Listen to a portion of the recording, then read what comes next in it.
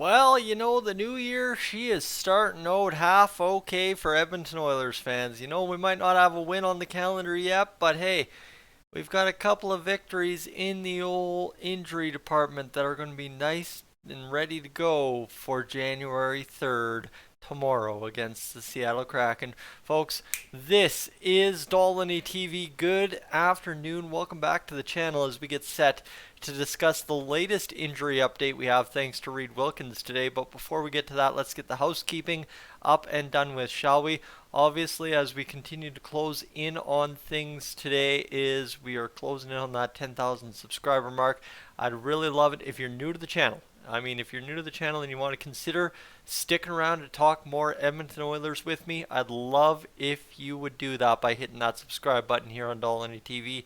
And other than that, if you enjoyed today's video, leave a like on the video and let's get to it because you're going to like this, all right? I'm trying to do the whole Gary Bettman at the NHL draft when he says there's a trade to announce and he's getting booed thing. Leon Draisaitl is expected to play tomorrow versus the Seattle Kraken. It appears as though he's rehabbed and recovered faster than expected and is expected to be playing in the lineup tomorrow for the Oilers against the Seattle Kraken. Now, here's the thing, right? The Oilers dummied the Kraken, 7-2 the other night? And now we're going to get Leon Draisaitl to run it back with? And Klim Kostin is ready to go? That's some pretty big things. But here's the thing. From Reed Wilkins, Draisaitl said he recovered faster or quicker than he thought he would from his injury. Expect him to play tomorrow. So that's the big get for the Edmonton Oilers today, is the fact that yes, indeed, Leon Draisaitl will be back in the lineup tomorrow against the Seattle Kraken. As long as nothing weird happens at home tonight, should be good to go. So that's really welcoming for us as we enter the new year. Because obviously, right, yeah, okay, you can say we got hellebucked, we got goaltender, we got whatever you want to say about that Winnipeg Jets game, but how many games are you going to realistically win with only one goal in the column? And I will wager to bet, and I don't bet on live sports, but I would wager to bet now, given how things played out, that Leon Draisaitl would have been capable of changing that hockey game for us and probably, at bare minimum, forcing overtime. So that's the big thing, is with Leon Draisaitl in the lineup for the Winnipeg Jets game, we probably get at bare minimum a point out of that hockey game. So that's just kind of where we sit right now, in my opinion, is how it shapes up. Is simply put, it should have been a victory for the Oilers anyway you cut it.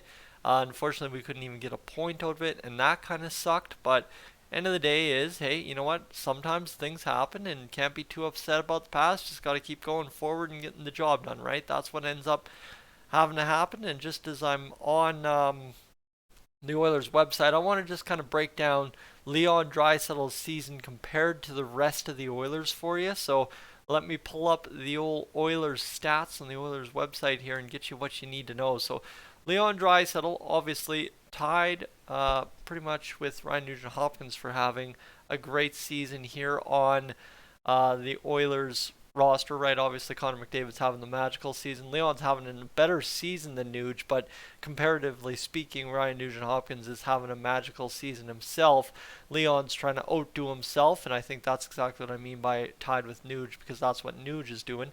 However, 21 goals for Leon, 36 assists, 57 points, 4 in the plus-minus column. Everybody wants to point to Darnell Nurse plus minus. There's Leon Draisaitl plus minus 4. Penalty minutes, he's only taken 16, which is one less penalty than Connor, but he's also played less 2 games. Power play goals, 13 on the season. Power play points, 27. 10 less points on the power play than Connor, but also only 1 less power play goal and only 3 more power play points than Ryan Nugent-Hopkins. Short-handed points, all those boys kind of have 1 because they all kill penalties. Game-winning goals here. This is the big-time clutch factor of Leon Draisaitl, and this is where I'm going back to that point about winning games against the Winnipeg Jets on New Year's Eve. Well, you know what? Leon Draisaitl, you take away a guy who in 36 of the games he's played, right? The Oilers are about winning 55 to 60% of the games they play. So factor in just 18 wins there in 36 games. Sounds about right there for the Oilers. Well, guess what? 8 game-winning goals for the Edmonton Oilers in that stretch of 36 games prior to going down with injury. You talk about a guy who, out of what, almost a third, roughly, over a third of your victories have been sealed with the game-winning goal coming from Leon Draisaitl. That's a pretty important get when you're the Edmonton Oilers in a game like the Winnipeg Jets game where you should have won and you just couldn't get it done. So when you're missing a guy who does that for you, that's a pretty big time situation. And the guy who also shoots 17.8% on the season on 118 shots so far, has one overtime goal. Obviously Connor has the other, and that just kind of is how it all shakes out to be. But now, right, this is kind of the final piece of the puzzle before we get set for the game against the Seattle Kraken. Leon Draisaitl back in the lineup, ready to rip, roar, and rock things for us as we really have to try and fight and claw our way up the Pacific Division standings. Obviously, I think too a lot of Oilers fans would agree with me that there is going to be somebody out of the 5 teams competing with us for those 3 spots, somebody in there that falls off, whether it be Calgary, whether it be LA, whether it be Seattle. Please don't let it be us. That's kind of what we're kind of hoping on here, is just we continue to climb up the standings and everybody else continues to kind of fall down a little bit. The Oilers obviously only 1 point out of third place in the Pacific Division entering action tomorrow. As it gets going, it's Calgary in 3, Seattle in 4, and the Oilers in 5th.